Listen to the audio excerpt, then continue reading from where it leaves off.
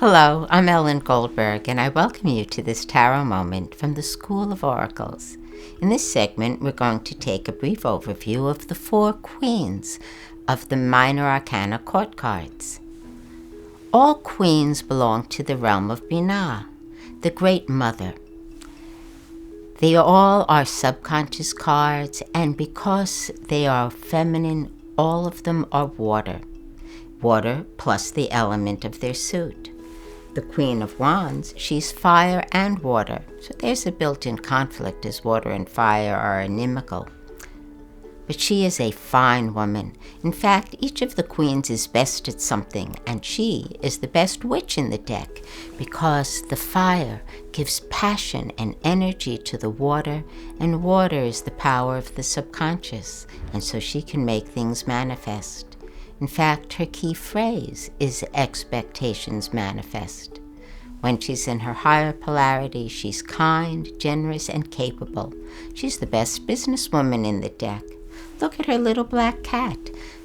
That's not exactly like the lion in the strength card, but it might be reminiscent of it because she is strong.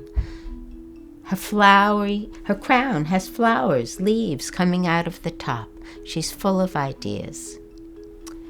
She and all the queens are the cardinal form of their element. The Queen of Wands belongs primarily to Aries, so she's 1/3 the last bit of Pisces and 2/3 Aries, and if you look below, you'll see the exact dates. You can use her as your significator whether you are a man, a woman, or whatever age you are. Remember, expectations manifest, and what you expect, you get. Here's another hint. Since all the queens belong to the bena, they have something in common with the 3s of their suit. And if you're at a loss for a meaning, check the corresponding 3 of the same suit and see. That's where I got the phrase expectations manifest, comes from the 3 of Wands. The Queen of Cups is water plus water. Since all queens are water and all cups are water, you can imagine that this makes her the best telepathic sender and receiver of all the queens. She's psychic, she's imaginative, she's beautiful. She looks at a cup and people wonder what is on that cup. Well, look carefully. There is no other cup like it in the deck. Those are not crab claws. Those are 2 angels on either side of the cup in profile. She sits at the water's edge, a very magical place for interacting with the imagination and psychic ability. When she's on her lower polarity, she may be colorless, and you wonder if there is a core there at all, and if she is just reflecting you back. Or she may have a closed channel. She is cardinal water, so she is 2/3 Cancer. For the exact date she covers, see below. The Queen of Swords, she always reminds me of a minor arcana version of the Justice card. She is cardinal air, and therefore her main sign, 2/3, is Libra. But you'll see the exact dates here below. She sits poised for action. And her key phrase is every action is a choice. And that includes thoughts as well as actions. We are who we have decided to make ourselves, who we believe ourselves to be. On the higher polarity, she makes just decisions.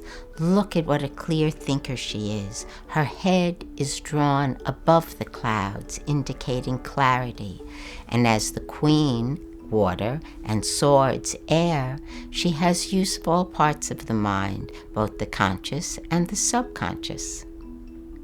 When she is on her lower polarity, she can be very cold, and she is capable of using that sword to sever the head from the heart. The Queen of Pentacles is cardinal earth. Her key phrase is playing the hand you've been dealt. This woman can go further on less than anyone else in the deck, and she'll work her fingers to the bone for you if you're one of her brood. But she manages. Cardinal Earth is Capricorn, and they are hard-working. For the exact dates that she covers, see below. When she's on her higher polarity, she makes things work. Things that no one else could believe that could happen, she'll make them happen. And on the lower polarity, she may turn herself into a drudge.